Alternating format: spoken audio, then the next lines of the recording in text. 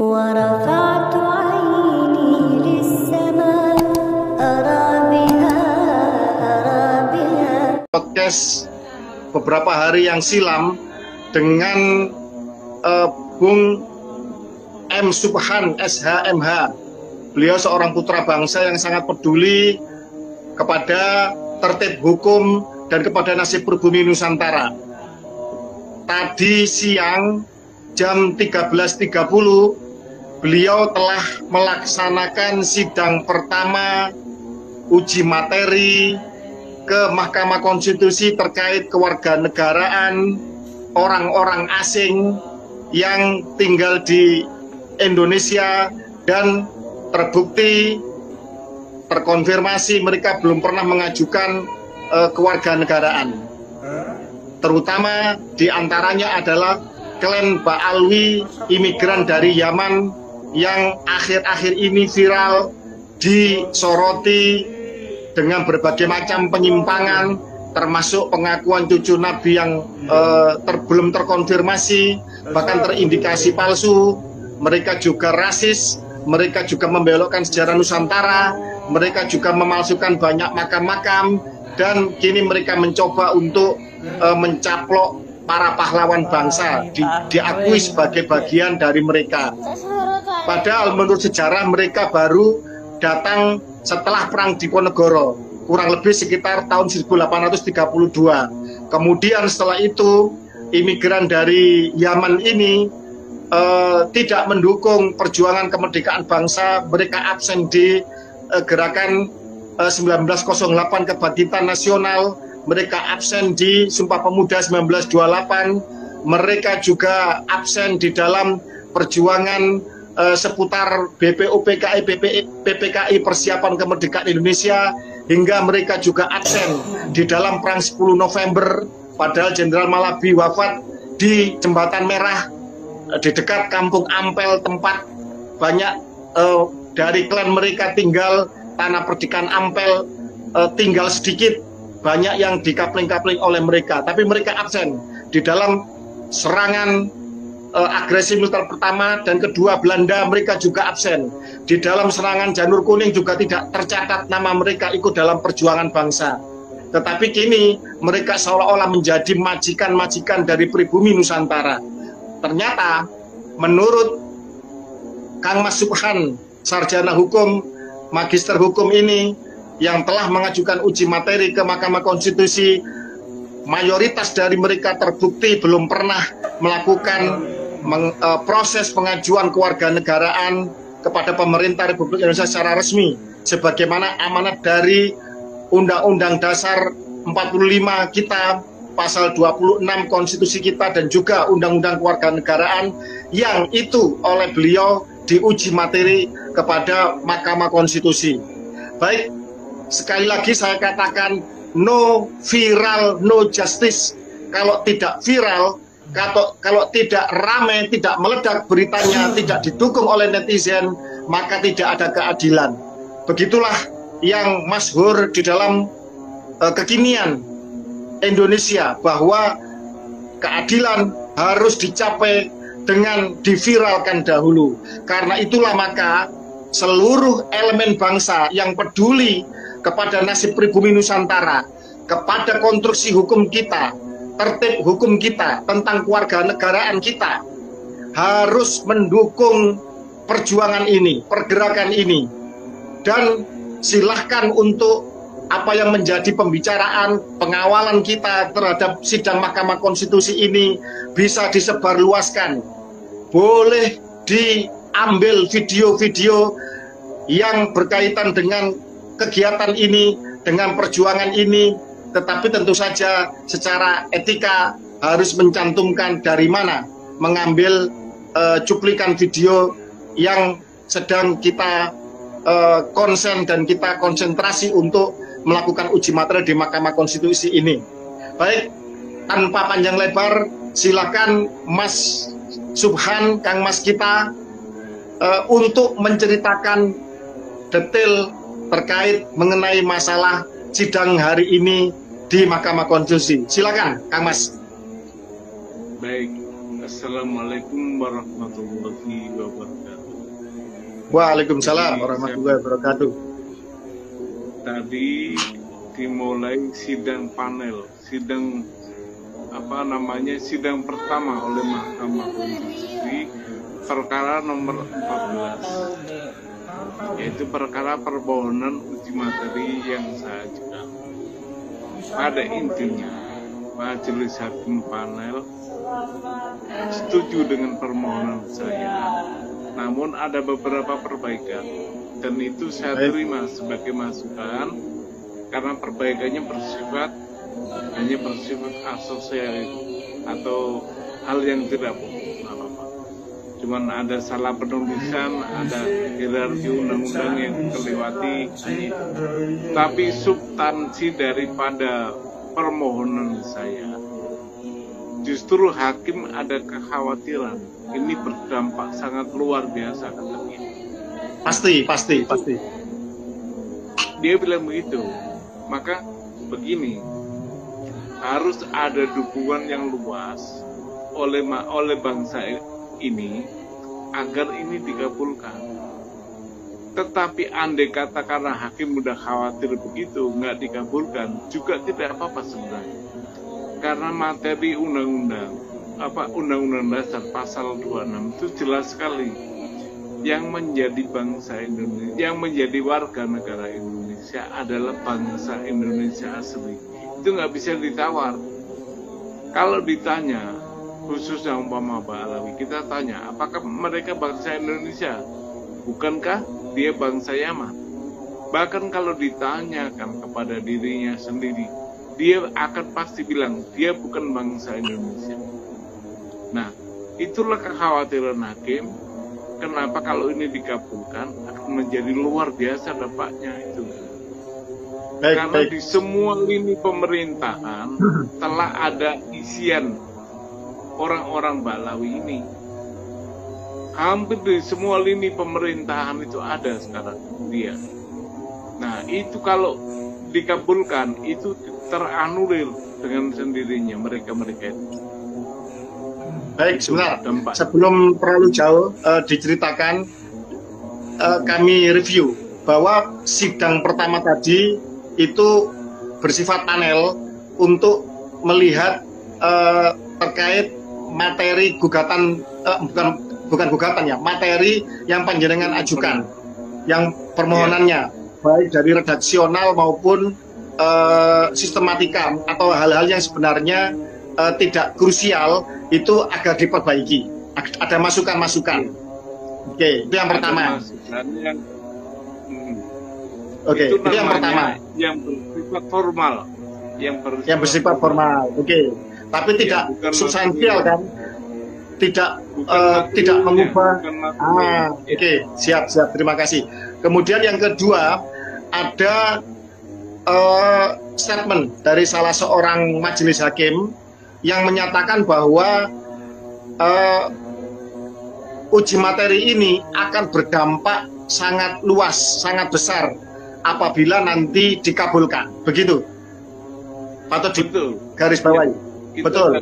Kita nggak sebutkan nama hakimnya, nggak enak. Tapi siap. ada dalam beruangan itu ada suara hakim begitu. Ada suara hakim yang menyatakan bahwa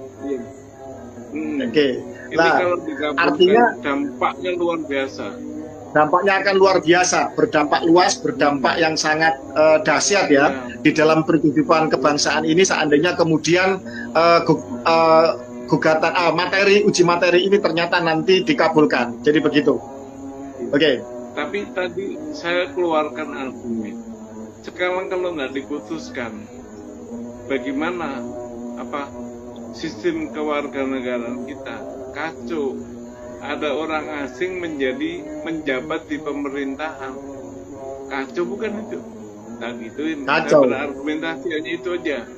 Nah, sedangkan Indonesia itu menganut azas paternal, keturunan darah dari bapak, dari laki-laki. Itu cukup jelas untuk membuktikan bahwa dia itu dari terah laki-laki, nggak ada keturunan bangsa Indonesianya, maka dia bukan bangsa Indonesia. Harus diputus oleh hakim ini menurut saya. Tapi andai kata tidak diputus, tidak dikabulkan, juga tidak akan berubah status para orang asing ini, akan tetap menjadi warga negara asing. Karena undang-undang dasarnya bunyinya begitu. Baik, sebentar. Sebelum terlalu jauh, artinya sidang pertama ini masih peninjauan terhadap materi panjenengan, itu yang pertama. Baru sidang kedua nanti mungkin sudah mengarah kepada argumentasi hukum ya, yang harus disampaikan untuk untuk pengujian itu sendiri. Oke, begitu ya? Jadi nanti iya betul, sidang kedua masih bersifat panel.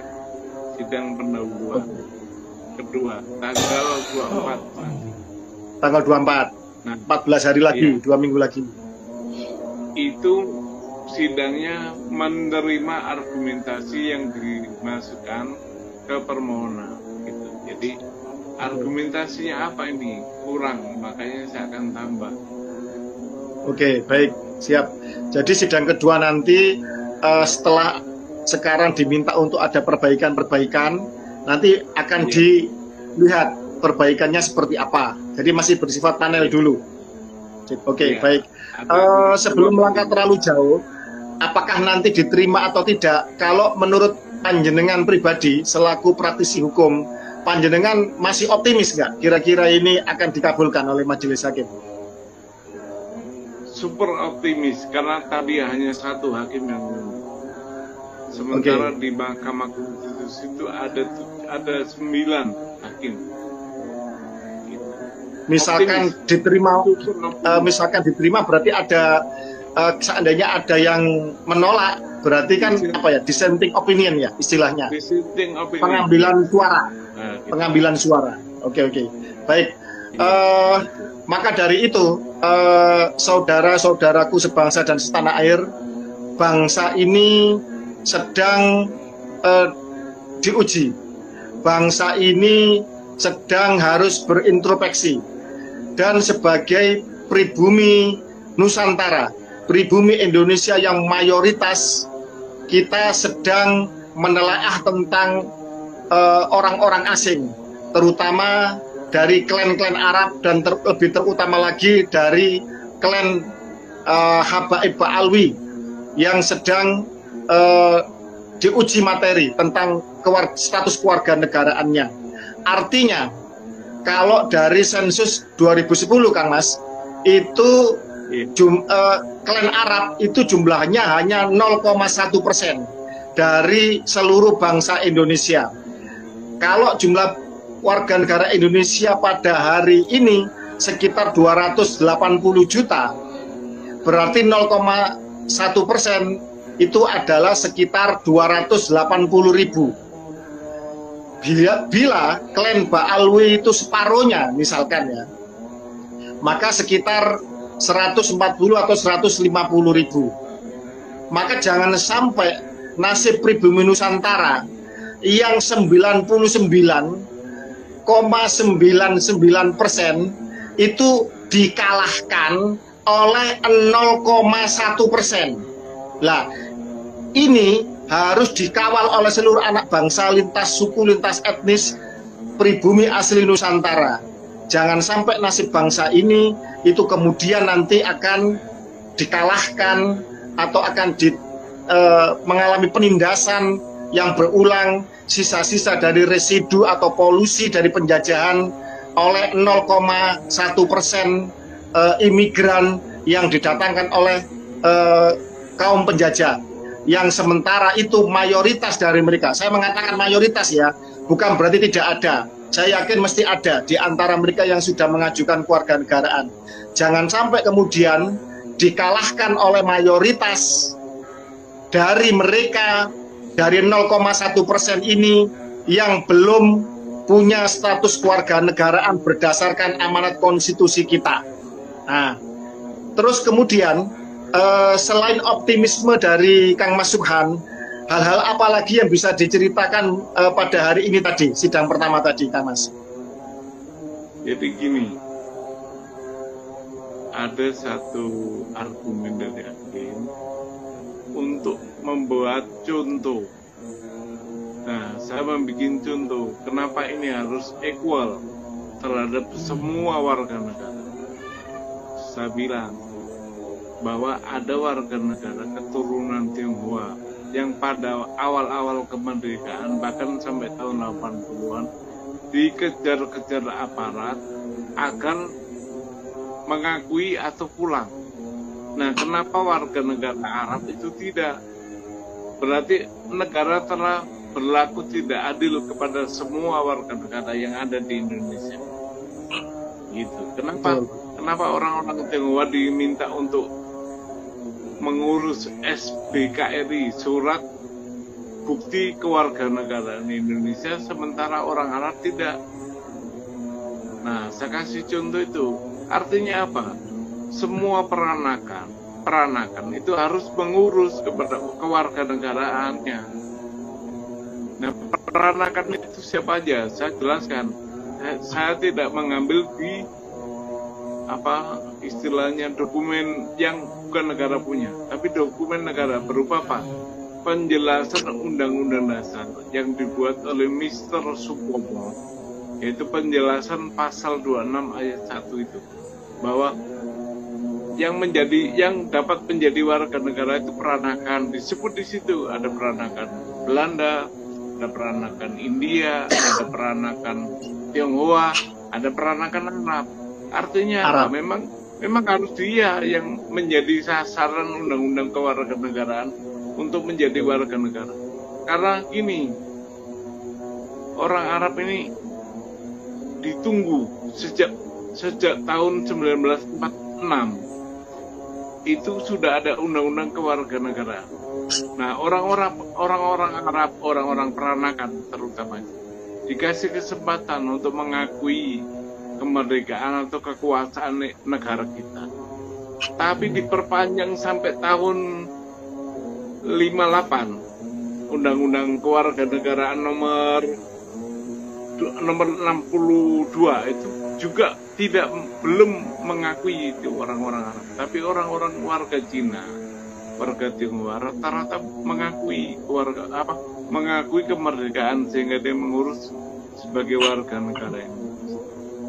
Jadi ditunda dari tahun 47 sampai 58, itu pun orang Arab tidak peduli dengan kewarganegaraan itu, karena memang dia tidak mengakui kemerdekaan Indonesia. Dia ingin menjadi warga kelas 2 saja itu. Oke, baik. Masalahnya.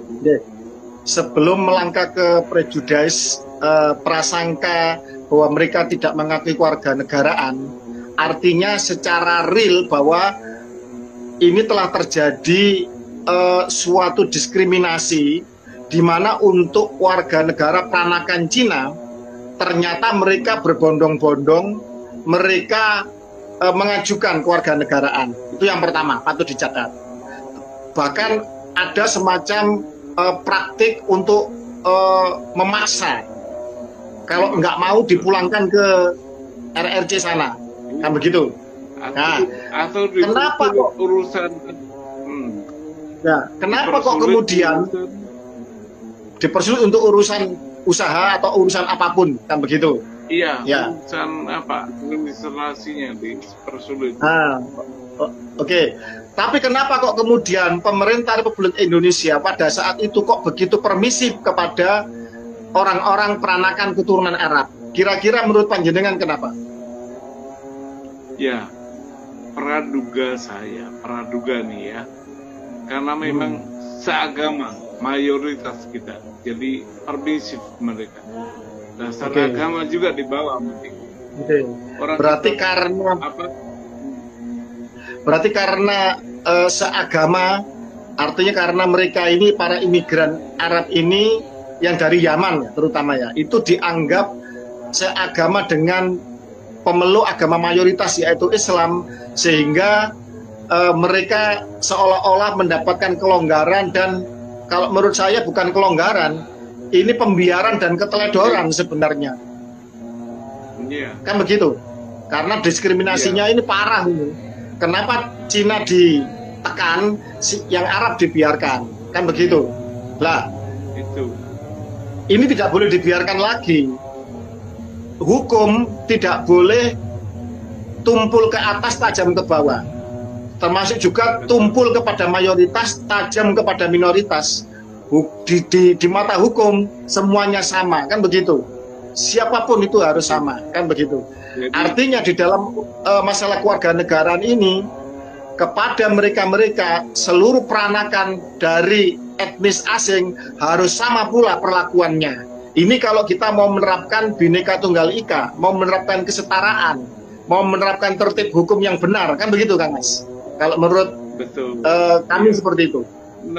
Negara tidak boleh memihak kepada satu keragama.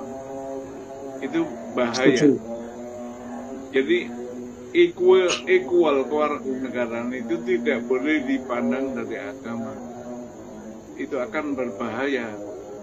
Sekarang kita balik, coba umat Islam yang minoritas, apa bahayanya kita kan? Apa nggak bahaya kita? Ya. Iya. Nah, begitu sebaliknya, maka ukuran agama tidak boleh dicampur dengan hukum positif. Agama punya hukumnya sendiri, negara punya hukumnya sendiri, dan kedua-duanya tidak bertabrakan kalau diterapkan. Setuju. Bahkan saling menguji, itu mestinya itu. Nah, aparatur kita itu nggak punya pikiran begitu, maka yang seagama lah yang dia terima, bahkan difasilitasi gitu. Nah, yang double minoritas kesian. Baik. Maka Oke. berasal dari situ kita ingin pemerintah kita 12, 13. memandang sama semua di depan hukum warga negara. Nggak boleh pilih kasih. Itu. Oke, baik, kembali kepada optimisme panjenengan dan kepada saya yakin para hakim Mahkamah Konstitusi masih punya hati nurani, masih punya akal sehat dan kejernihan berpikir untuk menegakkan konstitusi itu sendiri, karena mereka adalah garda terdepan untuk pengawal konstitusi. Artinya seandainya kemudian optimisme kita berjalan bahwa uji materi panjenengan diterima, dikabulkan, maka berarti mereka-mereka yang duduk di dalam pemerintahan atau jabatan publik, jabatan politik, atau kemudian dalam hal ini sesuai dengan undang-undang agraria, bahwa ini harus ditarik dulu oleh negara. Begitu ya konsekuensinya, Kang Mas?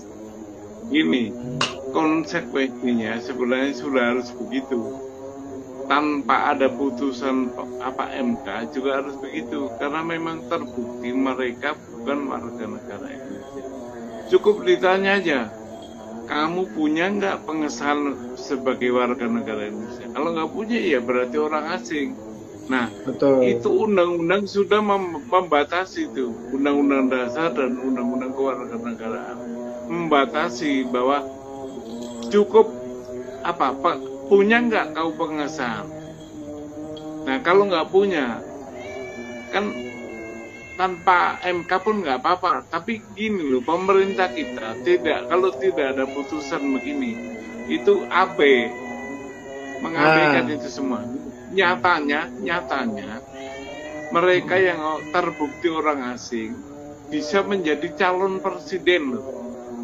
Itu puncak untuk ketolongan itu. Iya betul, puncak ketololan ya. Keteledoran dan ketololan. Artinya gini, sebenarnya tanpa langkah hukum uji materi ini, sebenarnya baik dari konstitusi maupun perundangan di bawahnya, ini sebenarnya secara otomatis mereka ini sebenarnya telah terbukti nyata-nyata dan sah bukan warga negara Indonesia sebenarnya, kan begitu. Cuma diperlukan langkah-langkah hukum untuk kemudian bisa menegaskan dan membuat melek semua mata anak bangsa kita ini, kan begitu. Misalkan gini Kang Mas. Misalkan gini, ada seorang Habib misalkan punya tanah atau aset atau SHM, Iya. panjenengan berani untuk Iya. menggugat bahwa dia tidak berhak atau gugur kepemilikannya. Iya, akan saya buktikan itu di pengadilan kalau ada bahwa Oke, apa yang baik. dia miliki hak atas tanah SHM itu harus gugur. Gampang aja itu nanti kalau di pengadilan buktikan bahwa kamu adalah warga negara Indonesia. Nah, Baik, kan baik, baik. muncul itu bukti. Karena Baik. gini, ini beda dengan apa pergulatan soal nasab. Kalau warga negara ini masih kontemporer, masih kekinian, masih bisa dijangkau, masih banyak yang hidup, undang-undangnya masih berlaku. Jadi kalau nasab itu udah puluhan ribuan tahun, jadi bisa berkelit. Tapi kalau ini nggak bisa Betul. berkelit mereka. Betul, betul, betul. Karena apa? Baik. Nenek moyangnya baru berketurunan baru 3 generasi paling.